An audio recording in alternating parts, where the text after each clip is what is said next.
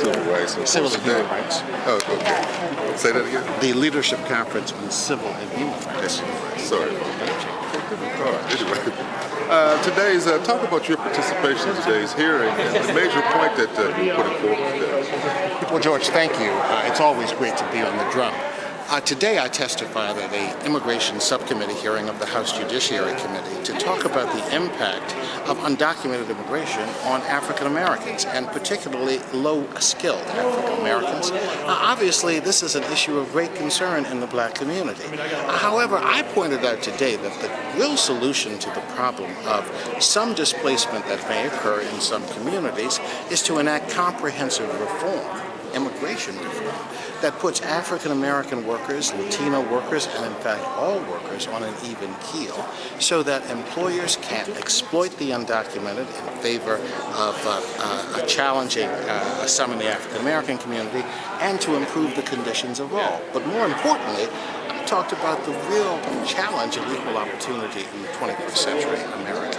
And that is to say, we have to do a better job, yes, in enforcing immigration laws, but we also have to make sure that equal opportunity has genuine meaning, that African Americans have an opportunity to quality public education, that they not be discriminated against when they seek jobs, that we resolve our criminal justice policies to ensure a more fair application of those issues, and to ensure that when we really talk about providing a leg up in American society, that we do so taking into account, yes, the interests of African Americans and all others.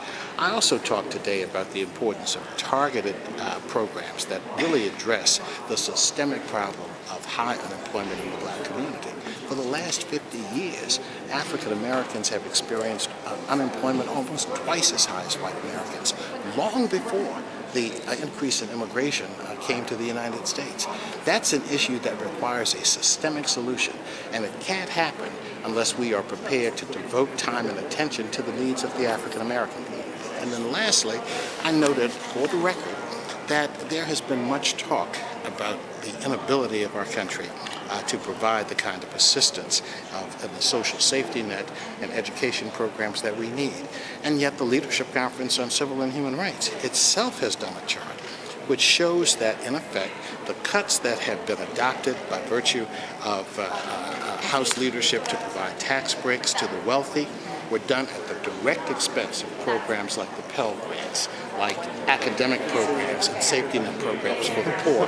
And that is something that can't be justified or sustained or covered up by an effort to focus on the undocumented immigration problem.